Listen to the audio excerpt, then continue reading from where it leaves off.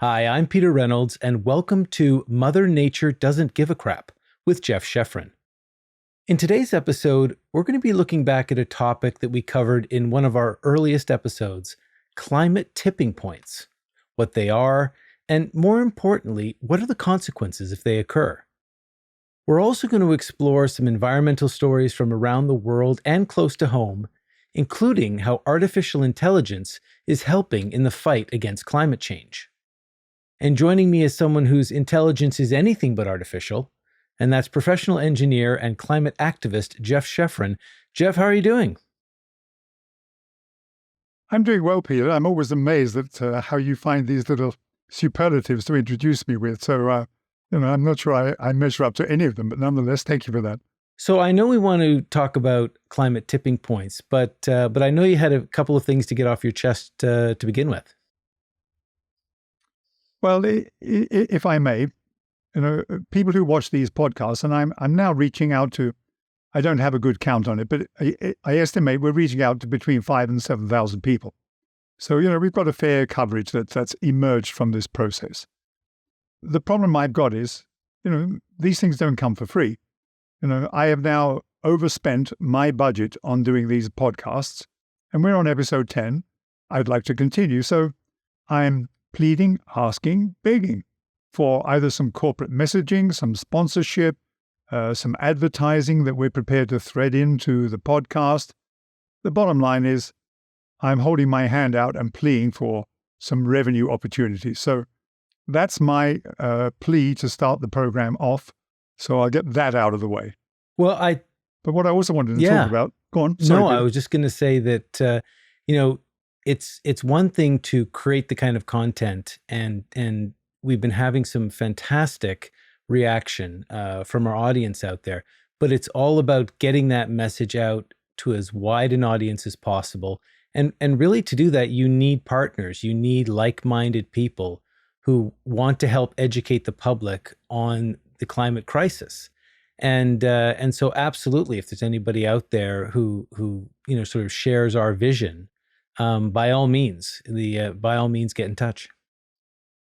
And I see the nuclear and the electrical sectors as being people who want to get the message out. If you look at the past episodes, we've been very strong on nuclear with several episodes focusing on that, whether it was Dave Tyndall and SMRs or whether it was Matt Meininger on the young nuclear and nuclear energy, etc., and several others. So we've been pushing that. But, the conference yesterday really was very interesting about some of these things, there's no doubt. We're going to get into tipping points shortly, but if I can just comment on the conference, I was asked for one piece of it. Just to interrupt, is the OSPE, Ontario Society of Professional Engineers annual conference. That's their annual conference, and it's also the biggest in Canada because whilst OSPE is the advocacy arm of PEO, it is also PEO's annual conference in terms of the broad membership reach that OSPE provides. So that's what that's about. So, I started off, and I'm not going to go into the detail of my climate crisis chairmanship role, but I was asked to make a presentation about, I'm one of the task force chairs. So I made a presentation about mine. And whilst it's supposed to focus on Ontario, I started it off by asking a question of the audience. I said, I want to see a show of hands from anybody in the audience that can tell me what these three numbers mean. I'm going to give you three numbers, and at the end of it, I want you to give me a show of hands if you know what all three of them mean. Not just one, but all three. So the numbers I put out there were 418, 1.9, 418, 0.9, and 1.4. And I waited for a few seconds and said, okay, and the same with the audience here that's listening to the podcast. What am I talking about here? Well, let me explain. I'm nervous, Jeff. I'm nervous, Jeff, because I should be putting my hand up. I should be putting my hand up. Go ahead. 418 is the carbon dioxide level globally. It's down very slightly from this summer's peak of 424, but this is October of this year. 0.9 is the ocean warming temperature in October of this year. It is up from 0.7 degrees Celsius. That's only 0.2 degrees Celsius, but with 71% of the Earth's Earth's surface covered with water, that 0.2 degrees Celsius is a humongous thermal load, which is stimulating the El Nino effects to get worse in the Pacific and also showing effects in the Atlantic. We are going to get more severe weather from that. And why? Because we get to the 1.4 number. 1.4 is the current October atmospheric number. If you go back to the Paris Climate Accord, we were at 2015, the target was 1.5 by 2030. We're at 1.4. I then asked the audience, how many of the audience think that we're going to be less than 1.5 by 2030? Nobody. So, to put it in the vernacular, we're in a crapshoot, or a shit show, as I like to say, of a climate problem. But I have to say, the other things in the OSPE conference, there's a lot of focus on AI, a lot of focus on sustainability, and a lot of positive focus on nuclear. The conference in that sense was, I think, very, very well handled and very broadly reviewed in these areas. So a lot of solid stuff. So either way, that gets that piece of my rant and rave out of the way. Well, again, it seems, obviously, as you said, it seems to be a shit show out there in terms of what we're doing to the planet. But there are some, sort of clever people, trying to come up with innovative solutions. Yeah, there is lots of good things happening behind the scenes. You talked about, temperatures and whether it's in the oceans or in the atmosphere. And of course, this is a nice segue into talking about climate tipping points. And perhaps you could remind the audience what climate tipping points are and why it's important that we sort of be aware of them and try to avoid them as much as possible. Yeah, I don't have the acronym quite right, but it was the American Scientific Association that pulled together a first set of tipping points, probably about, 8 or 10 years ago, something like that. And the most recent update was a couple of years back. And the climate tipping point summary has been expanded to about 16 elements. What these are things which are happening to the planet as a result of global warming. And the 16 of them, we are at the point where at least 5 and potentially 6 of the climate tipping points are in the tipping zone. And what we mean by that is, if you look at the tipping zone, there's a range of temperature at which this tipping point starts in this particular area, and then it gets to the point where it becomes irreversible. We have 5 or 6 of those where they're at the point of being irreversible, right? And just to recap on them, I can just pull them up a second. We've got the Greenland ice sheet collapse. That is big. It may not sound big, but it's very big. We've also got the West Antarctic ice sheet collapse. We have the Labrador Imager Seas convection collapse, right? We also have things like the East Antarctic subglacial basins and the Amazon rainforest. They're just creeping into the edge of their tipping point. We've also got low lateral coral reef die-off. That's in there. And then we have the boreal permafrost and the rainforest of the Amazon. And the Congo isn't on here, but the rainforest in general, they too are on this climate tipping points issue. So, these are the things which we're at the point of no return. If we destroy the Amazon and Congo basin, one of our biggest carbon sinks on the planet disappears. If I look at the Arctic and the Boreal and the Greenland ice sheets, these are melts which contribute to sea level rise. And because of the temperature change in the sea level and the CO2, we're getting a change in acidity, which is killing off coral reefs, which is a whole other ecosystem infrastructure that's critical to our survival. Right? And we're also then getting ocean levels rising. And if you look at a map of how the ocean level rising looks, and you look at Florida, for example, and the Gulf Coast there, it's amazing how much of Florida actually disappears. And you look in Europe, you look at Africa, you look at India in particular, again, chunks of the planet disappear under the ocean. So, we're in a serious situation, and we've got to address it. I want to dive a little bit deeper, no pun intended, into sea level rise, and looking at things like the Greenland ice sheet collapse, because a lot of people, might not sort of understand in terms of the tipping point, and because obviously as temperatures rise, the ice sheet begins to melt. But something that I was learning is something called the albedo effect amplification. And this is something in preparing for the podcast, this idea of a feedback loop. So as the ice melts, it exposes more of the rock. And now you have sort of that less white that would reflect sunlight. So now it just gets warmer, melting more ice, revealing more rock, getting warmer, melting more ice. So there's a certain point where you've passed the point of no return. And even if you stopped carbon emissions entirely, it's just going to keep melting. That's exactly what the tipping points are about. And it's interesting you talked, I know a lot of times they will say something like, if this particular ice sheet melts, we can, sea levels will rise by 2 inches. The general population understands, obviously, if you say, it'll rise by 100 feet, people get that, and they can imagine cities being, it's all water world. But 2 inches does not seem like a lot, but it is. It is. Yeah. It's an amazing volume of water, and it's amazing how much of our globe is on the periphery of oceans, which are, the land adjacent is relatively shallow.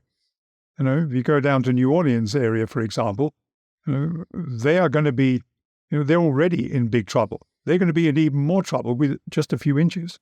And big chunks of Florida coastline on both the Atlantic and the Gulf side, they'll just disappear. And the problem, of course, is that the first answer always seems to be mitigation.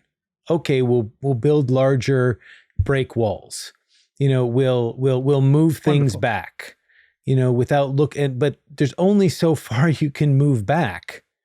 When you're destroying your beaches, you're destroying the economy of all these coastal cities where billions of people live. And as a species, we're very good at that. We'll adapt, we'll mitigate, but do we ever look at the cause? Yeah, we do, but we tend to dismiss the cause. The cause is stop burning freaking fossil fuels. Coal, number one. Dramatically reduce oil. We can't get rid of oil because we need it for some things, for lubricants and chemicals. And get rid of natural gas, which our next speaker topic wants to refer to as fossil gas. We've got to minimize these three fossil fuels. We've got to get to green. You mentioned earlier when you were talking about the rainforests, the Amazon, the Congo, you talked about them being a heat sink.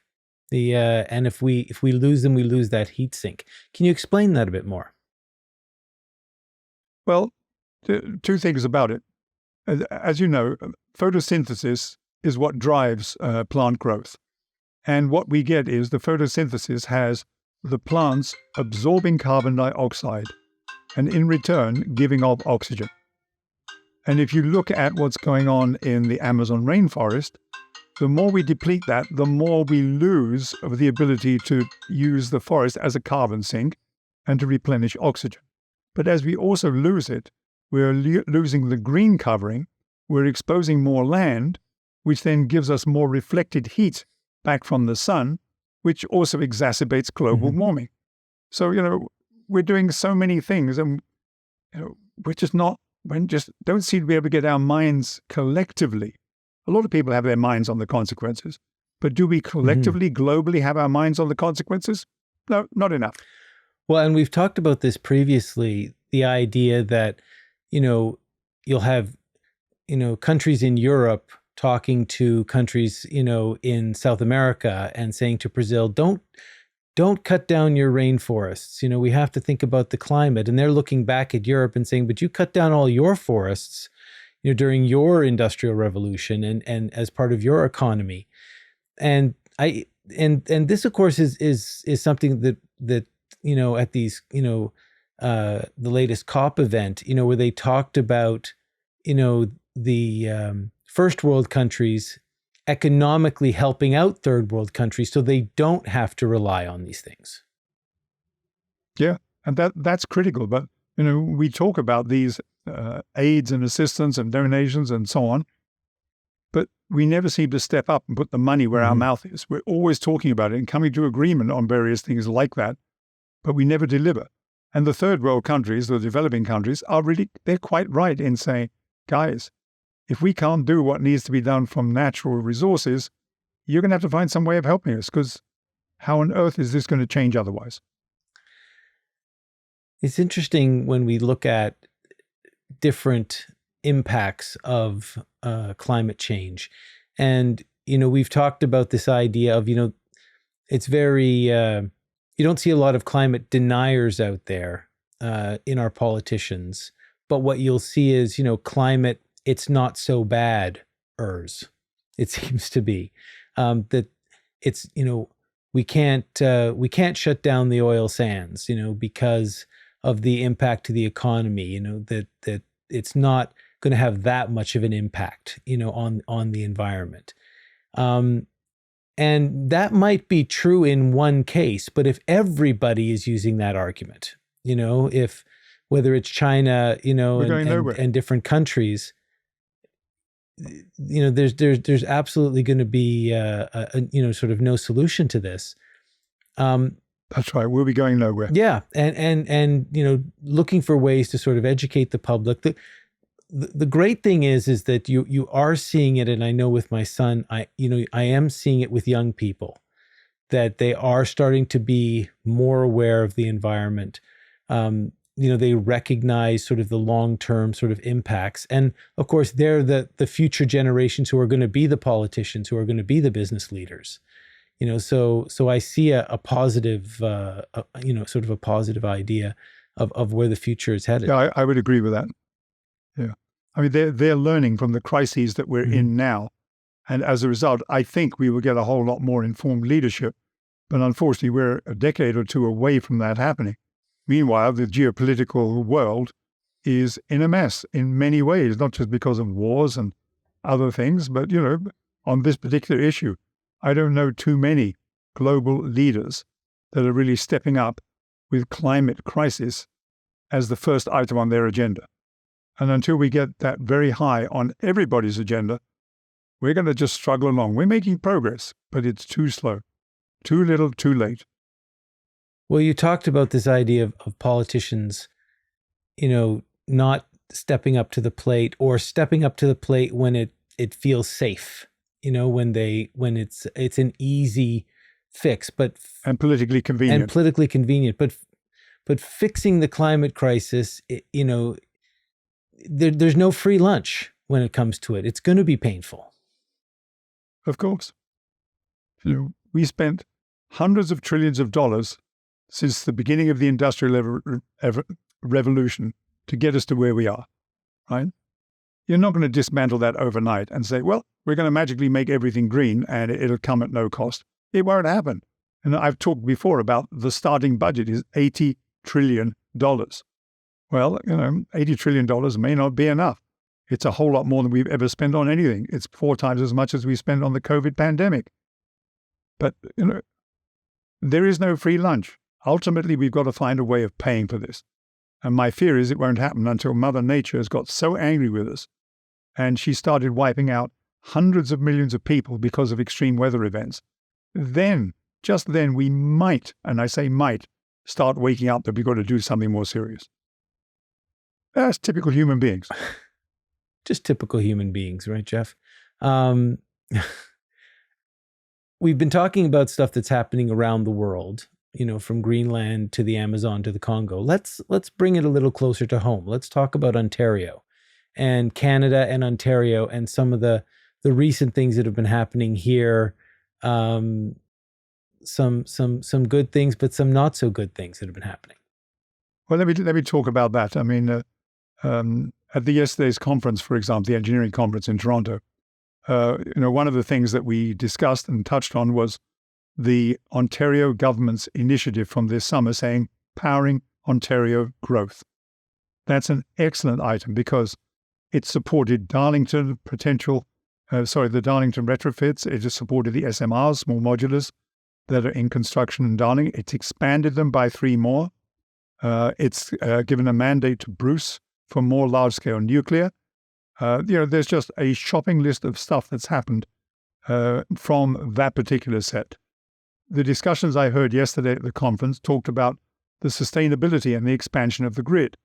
And behind the scenes, the IESO, the Independent Electric Systems Operator, and the other utility giants here in Ontario, they are doing a lot of incredibly useful, detailed work to make our grid bigger, more robust, more interconnected, and feeding north. These are critically useful, correct things for us to be doing. If I look at Ontario, one of the things I mentioned in my little speech was that if you look at Ontario, and if Ontario were a country, a freestanding country in the world, we would probably be in the top 15 of the greenest countries in the world, because over 90% of our electricity comes from green sources. It's hydro, it's nuclear. Nuclear is the biggest. It's wind and it's solar, right? We have some from gas, that's peak loading stuff. But the last 5 or 6% that we don't have from green is from these peak loading items, which don't run all the time.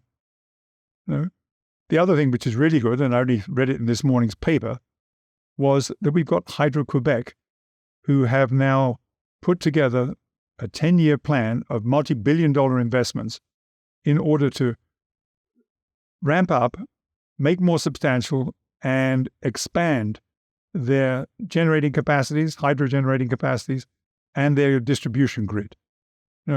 This is, to my mind, assuming that doesn't get political interference, to my mind, this is an extremely positive step. Yes, it's Quebec. Yes, it's not Ontario. It doesn't matter. It's one of the many, many very critical small steps that globally all jurisdictions have to find ways of making their contribution to that. Well, and it ends up being a case study, something that people can point to as a success, because that's the biggest challenge, for politicians in taking that chance. How many are brave enough to say, we're going to be spending billions of dollars here for something that I probably won't be around to experience? There's a phrase, and I'm gonna mangle it, but it talks about, sort of true wisdom is when, when I think it says when people plant seeds for trees they will never enjoy the shade of. And I think that's sort of what's sorely missing. And you've talked about this with the election cycle, that and we're now experiencing that at the federal level, where we have the chance of dismantling something critical in the fight against climate change. Can we talk a little bit about that? Well, the carbon fee or carbon tax, however you want to phrase it, is one of the most useful, most benign ways of helping us transition. It's been proven in so many jurisdictions across the globe on how useful this is as a tool. And I am bitterly disappointed that for, I think, partisan reasons, the Liberals have decided to dismantle a piece of it. All it does is open the door for more watering down of what is a very, very useful incentive in this whole climate crisis battle. To me, it's sad, it's unconscionable. I just wish we could get partisan politics out of the climate crisis. But unfortunately, and I look at either of our main parties, when it comes to the climate initiatives, at the moment, I have to say I'm failing to be impressed. Put it more constructively, there is room for improvement. Isn't there always, Jeff? Always the consummate diplomat. You are, Jeff, the consummate diplomat. No, I'm not sure about that. I was nicely chastised yesterday by one of the members at one of the breakout groups, because at the end of that session, one of the last questions, I asked an extremely pointed question about the climate crisis and, what would they do if this were to happen? And afterwards, the individual approached me and said, if I'm ever running a breakout session, you'll be banned from asking questions. Okay. Well, again, I think funny enough, doesn't that, bring it back to why, you started this podcast to begin with? Was the ability to ask pointed questions, the ability to tell it like it is, and not sort of shield it, from again, this idea that if you don't raise the alarm, if you don't tell people how it is, how's anybody going to know that now is the time to act? Yes, exactly. My other frustration with this is, whilst we do these podcasts, I would guarantee that 98% of our audience, we're preaching to the converted. The people that we really need to get to understand this, they're not watching the podcast. They're too busy with some other agenda, whether it's fossil fuels or re-election or what. Never mind. Well, it is true that a couple of those individuals that you mentioned have commented that you and I must be really fun at parties. But truth tellers are not always the most popular, Jeff. No, that's true. But I think the good news, though, Peter, is I think from a year ago when we started this, I think there are fewer and fewer people who would criticize us for waving the flag the way we do, whereas I would say a year ago, the denial side of that equation was vastly bigger than it is now. Agreed. And I think on the other side of that equation, the vitriol that you might have heard towards nuclear, I'm not hearing as much of it. I think people are, the next generation coming in is sort of recognizing that absolutely wind and solar, these are critically important, but it has to be part of a larger plan that includes things like nuclear. And so the sort of the nuclear boogeyman, as it were, that might have existed a decade ago, is, people are just seeing the reality of if we want to get off. That's my observation as well. I think that's very true. I think there is less and less pushback on it. I think people aren't pushing the safety issue because if you look at the stats, there is no safety issue. They're not looking at the carbon issue because if you look at the stats, those four technologies are almost, matter of fact, nuclear is the lowest of the carbon emitters out of all four of the green technologies, right? So, and in terms of safety, it's much the same. These are the lowest risk items that we have because we have so much knowledge about how to build and run nuclear. Even the waste fuel thing is a manageable program, either with alternative fuels or with the ability to geophysically sequester this stuff. We know how to handle this. Is it a perfect solution? No. Had we thought of the solutions 50 years ago, we might be in a slightly better shape. But, everything we have that's a problem in these areas is solvable. No, and what are the three things we need to solve it, Jeff? What? What do you mean, what are the three things we need to solve? Right, we need money, technology. Money, technological leadership, and the geopolitical will. And yes, thank you for reminding me. That's okay, Jeff. Yeah, no problem. So I think we can shift a little bit to some of the solutions out there and things that, very clever people are working on. And you touched on it a little bit at the conference. And this was, this idea of artificial intelligence, AI. Everybody is obviously very familiar with ChatGPT and it's sort of seemingly sort of taken over the conversation in a very, very short period of time. But I was just looking at some of the ways that AI can help in the fight against climate change. I thought I would mention 4 of them and just get your reaction to them. So the first is to improve predictions of how much electricity we need. The idea that utility operators can forecast energy demand, predict the weather schedule more accurately, so they know when to bring renewables online. I thought that was really interesting, that if you can sort of accurately predict when it's going to be sunny or when it's going to be windy, I think that's going to make a big difference. And should I comment on that? Yeah, go right ahead. Go right ahead. Yeah, please do.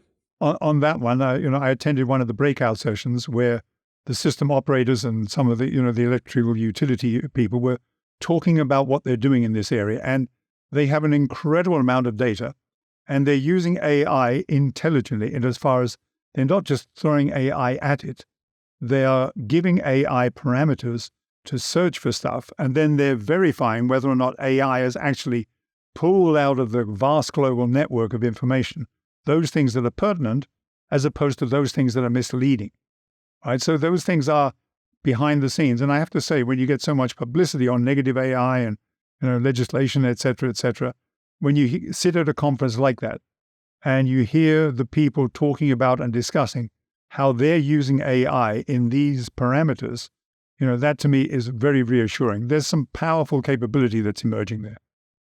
The only problem is, AI can't. Weather prediction is terrific these days in comparison to where we were. But the Mother Nature variable, because of the climate crisis and the change in temperatures, that's going to be a stronger variable, which you can't really predict. But we've made an incredible amount of progress. So in that sense, excellent item.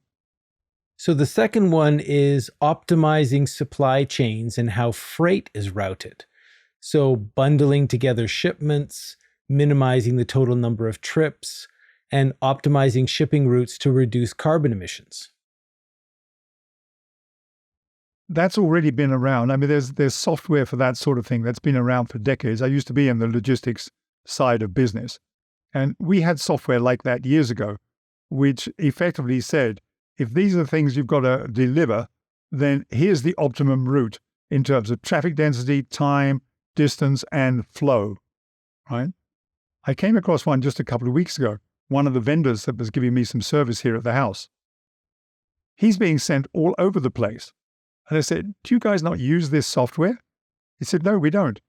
He can be, up north in Caledon and one day, then he's down in Vaughan, and then he's over the other side in Brampton, then he's in Scarborough, then he's back up in Caledon. He said, I don't understand why my company can't look at these various appointments and schedule them on a circular route in order to be more cost-effective and time-efficient. We have the capability, right? And, to your point, these are exactly the sort of optimization techniques that come out of what already exists and just enhance it and take it to a higher level. It's interesting. I remember looking up recently this idea that UPS trucks do not make left-hand turns. And whenever possible, they make right-hand turns because they, as an organization, as a fleet, have the data to show that it's more fuel efficient if all their trucks never make left-hand turns, which is incredible. Yeah, and that makes a whole pile of sense. I mean, I look at rush hour traffic around, my neck of the woods, and the lineups in rush hour for left turns is quite significant. And I often find people who will do a right turn, go down that side street, do a U-turn, so they're going straight across the junction instead of waiting for the light to do a left. Yep. It's a little bit disruptive, somewhat risky, a little more dangerous, but from a fuel efficiency and an environmental viewpoint, it actually makes some sense. The third one is to make buildings more energy efficient. And even Google has started to make their data centers and start to sort of put AI in charge of their data centers.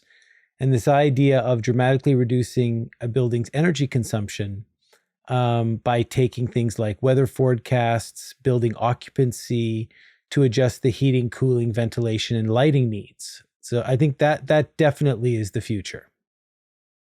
Yes, it is. And in a small way, we've had some of that sort of stuff for a long time, like programmable thermostats, etc. But with AI's involvement, we're taking these sort of things to a whole nother level in terms of the interior environment and monitoring the exterior environment, and then also designing and building the shell to contain what we're trying to contain inside in a way that's much more efficient to build, more cost-effective to build, and more cost-effective to run and operate because it has been designed with sustainability in mind. So yeah, there's a lot of that stuff going on, and AI is a big piece of that. I remember when we talk about just having general public awareness about the environment. And, every year we have Earth Day, and they ask people to turn your lights off for a certain period of time in the evening and I remember a couple of years ago, we were so excited for it and trying to get my son interested. And so we went to Yonge and Eglinton because we thought, where can we go that will be dramatic to show? And the hour clicked by, the clock struck 9 or whatever it was, and nothing happened. There was no change because residences and places shut their lights off, but the main sort of office towers and pizza signs along the and restaurant signs, none of that changed. Didn't change. So it didn't look any different. So it was very very disappointing. Terrific. And I'm sure there's a reason. I mean, often you drive downtown and you think, why are all the high-rise buildings illuminated 24/7 when there's no one in there? I don't know if that's an issue of, planes crossing, or it's somehow they need to be illuminated. But I figured they could do better, though, than to have a whole city, lit up. That's got to have an impact. I would agree. The fifth one is, and I thought this was interesting, was making precision agriculture possible at scale. So sort of currently modern day agriculture is sort of what do they call it? Monoculture, where you're growing one, sort of one product. And that is really, really tough on the soil. So they're always having to buy fertilizer, which is nitrogen rich. Of course, that's getting into the atmosphere. But if you were to able to grow multiple crops at the same time, less tough on the soil, less fertilizer that you need. But of course, that's very difficult for farmers. So the idea is they're starting to look at sort of how can AI, work with sort of robots, help optimize exactly, and sort of be able to optimize these farms. So I thought that was really interesting. Let me give you a teeny bit of history on that. So when I was a university student, instead of getting a summer job, I would go over to my uncle's farm and spend the summer on his farm, helping him, as free labor, if you like, for all the various things he had to do on the farm. But what's interesting about it is the farm in those days would do a 3-year cycle rotation. 1 year they would grow corn, the next year they would grow potatoes, and the third year, very often, they would grow a crop that they could plow in as fertilizer. So what he got is, he didn't buy fertilizers, he didn't need them, right? But he had, and all the farmers were doing that. They had a mechanism which allowed them to create the crops at the best possible point of delivery from the farm with the least amount of input. Now, that may not be very efficient if I've got a 30-hectare field full of corn and I want to run my giant combine harvester down that every year. And I can see why that's not so efficient from that point of view. But on the other hand, this was sustainable farming from decades ago that worked extremely well. So, the logic is there, and it's also in a very small, different way been proven to be appropriate. I saw a news item that had a machine that they had attached to a combine on a farm, and it had a laser at the bottom controlled by artificial intelligence that could recognize weeds and invasive species versus the crops. And as it would go along, this laser would essentially fry each of but leave the crops alone. And it's something that would be impossible to do, for humans to do. And this idea that they, by killing these sort of invasive species, they're not having to, put chemicals in the ground or weed killers or anything like that. So I think there's that's kind of, we might not have flying cars, in 25 or 30 years that everyone uses, like the Jetsons. But I think those are the things that are going to make a huge difference Yeah, yeah. It's clearly an important part of the evolution. So the last thing I wanted to touch on was I thought was kind of fun, and it's this idea of using the byproduct of olive oil production to fight climate change. And there's some researchers, and what they've done. This is really interesting. So essentially, the byproduct of olive oil production is this sort of pulp, which is about 80% of the olive. So only 20% is used in the actual olive oil. So this 80% is very high in antioxidants. So what these researchers have done is they combined this pulp essentially with concrete, and they pave a road. One side is paved sort of normally, and the other side is paved with this combined olive pumice or pulp. And what it does is that the antioxidants reduce the cracking of the pavement because it's essentially protecting it from oxidization. It's protecting it from UV light from the sun. And so it cracks less. So it needs to be replaced less. So it reduces, CO2. Interesting. And right, interesting. Not familiar with that, but that's interesting. It's my first thought when I read it was, who comes up with this stuff? Okay, who looks over at a pile of olives and thinks, I think that could be used in our roads. But that's why there's a lot of very smart people out there. Yeah, exactly. There is an awful lot, and I'm, in spite of my frustrations, it is clear that we have made progress. And you look at the recent IESO, the IEA report recently. For the first time, that report has actually got a tinge of optimism about how much is actually going on behind the scenes to help get us towards the point of getting the climate crisis under control. Are we there yet? No. Are we a long way from the end result? Yes. We still have to come to grips with, the two big things. One, stop the production and burning and use of coal. It's the biggest one. Reduce the other fossils, right? And the other piece of it, we just have to get on with making things work efficiently. We've got to get the green technologies ramped up, and we've just got to do more of it. But the good news is, behind the scenes, there is more and more of it happening, and there's an incredible number of people doing good work in trying to make this happen and move it forward. Well, Jeff, as always, it's been a great conversation. And while it likewise, while it always seems to be 2 steps forward, 1 step back, or maybe 1 step forward, 2 steps back in the fight against climate change. Yeah, it's moving in the right direction.